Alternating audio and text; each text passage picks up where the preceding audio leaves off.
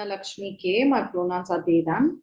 I'm presenting the paper titled Debunking the Idea of Single Digital Identifier, the Case of Identification Documents for Transgender Persons in India. This paper is based on the findings from two of my qualitative research studies, first being Gendering of Development Data in India Beyond the Binary, undertaken for the Center for Internet and Society India, which was published in 2020. This study was undertaken as part of the Big Data for Development Network supported by IDRC Canada. And the second study is the Gendering of Development Data in India Post-Trans Act 2019, undertaken for the Association of Progressive Communications as part of the Our Voices, Our Futures project. The publication of this research report is underway. This proposed short essay focuses on the challenges that transgender persons in India face while changing their name and gender on identification documents, and the role of technology and digitalization in keeping this historically silenced community at the margins by limiting their access to rights and services. This essay will present a comparative analysis of the challenges faced by transgender persons before and after the passing of the Transgender Persons Protection of Rights Act in India, a digital welfare state as described by Professor Philip Alliston. The intent is to debunk the use of Aadhaar as a single identifier for delivering welfare, as well as the use of digitalization to solve all challenges of access to rights and services for a historically invisible group like the transgender community in India. I will begin by presenting a brief history of the enumeration and recognition of rights of transgender persons in India, followed by the challenges faced by these individuals while changing the name and gender on their identification documents after the passing of NALSA verdict, as well as the enactment of the Transgender Persons Protection of Rights Act 2019. I will then talk about the challenges with using Aadhaar as a single identifier to address all welfare challenges for transgender persons, especially those with multiple marginalized identities. I conclude the paper by questioning the effectiveness of using Aadhaar-based digitization as well as digitalization to make welfare decisions for this population group. Professor Philip Alliston, UN Special Rapporteur on Extreme Poverty and Human Rights, wrote in his October 2019 report to the UN General Assembly.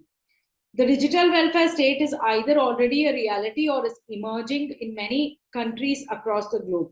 In these states, systems of social protection and assistance are increasingly driven by digital data and technologies that are used to automate, predict, identify, surveil, detect, target, and punish. As humankind moves perhaps inexorably towards the digital welfare future, it needs to alter course significantly and rapidly to avoid stumbling zombie-like into a digital welfare dystopia. Now, a brief history of the rights of transgender persons in India. Transgender persons were enumerated for the first time under the census of 2011. Census 2011 enumerated the Indian population under three gender categories, namely male, female, and other. However, the transgender community noted several challenges with the data collected under this process. 4,87,803 individuals self-identified themselves as other, and this data included 54,584 children. The community notes that there seems to have been no clear distinction between sex and gender in the census data collection process. Not all transgender identities were included. Transgender people have not been consulted to understand if and how they would want to be represented in the data. Neither were they used as enumerators for enumerating the community members. However, this data is now being used as the primary data for fund allocation across different states for transgender people's inclusion. In 2014, the Supreme Court of India passed the NALSA Legal Services Authority of India versus Union of India verdict, which for the first time recognized the rights of individuals to self-identify their gender as male, female, or transgender without any medical intervention. This verdict included 9 directives to be implemented by the government of India, including introduction of an additional gender category within application forms for the inclusion of transgender persons. There was no standardized process, however, described by the NALSA verdict to change name and gender on ID documents. So individuals then were expected to undertake a tedious offline process because of this lack of clarity, and were often subject to inhuman body checks by government officials. Although a medical certificate and such medical checks were considered deemed illegal by the NALSA verdict. This resulted in individuals changing IDs that were easy to change. They basically avoided processes that were difficult and challenging, and changed documents which were more easier to change. Accessing any state welfare requires Aadhaar, and procuring an Aadhaar requires other valid ID documents.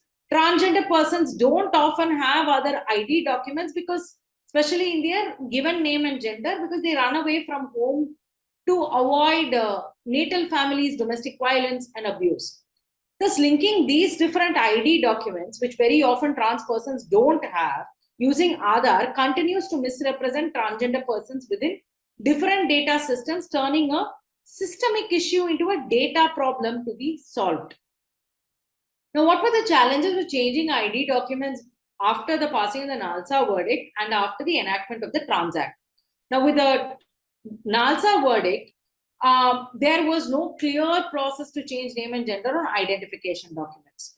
As mentioned earlier, NALSA allowed for name and gender to be changed on ID documents without any medical intervention. However, there was continued demand for medical certificate by government officials, and this was very random and arbitrary. And the process in general was inaccessible and was only available or possible for individuals with support from community-based organizations and NGOs. And there was also a lack of uniform introduction of the additional gender category on different application forms. Now, what were the challenges after the enactment of the Trans Act? Now, the Trans Act described a clear process. However, this was a two-step online process, a digital process.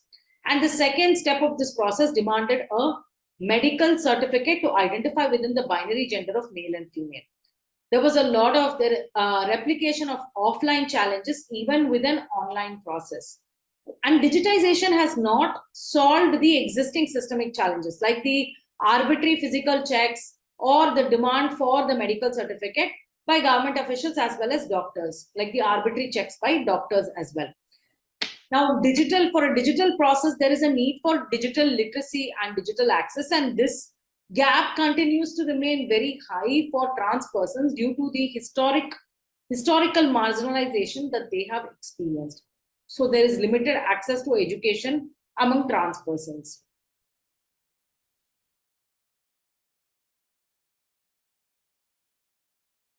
Thus, the continued insistence of existing documents as well as the issuance of identity-specific documents, right, such as caste certificate, disability certificate, transgender identity card, using complicated digital processes debunks the idea of using Aadhaar as a single identifier to provide access to rights and welfare access for the transgender community, a historically silenced population group. Due to the digital welfare state's heavy reliance on data, there is a heightened need to prove one's identity against data sets. As seen earlier, transgender persons continue to struggle with entering state data systems due to various reasons, including systemic discrimination and gender-based violence, lack of valid identification documents in the self-identified name and gender, inaccessible name and gender change process. The inability to prove one's identity results in denial of access to their constitutional rights. In conclusion, digitization continues to remain inaccessible to transgender persons, especially those living with multiple identities of marginalization such as Dalit caste identity, disability status, intersex status, among others. Thus, the continued demand for identity-specific documents and the continued interdependency of different identification documents debunks the purpose of a digital ID as a single identifier that resolves the welfare access challenges of those at the margins.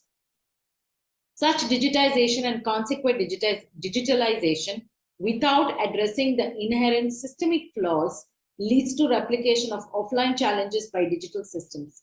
Individuals then continue to be excluded till this informational difference is resolved. Thank you.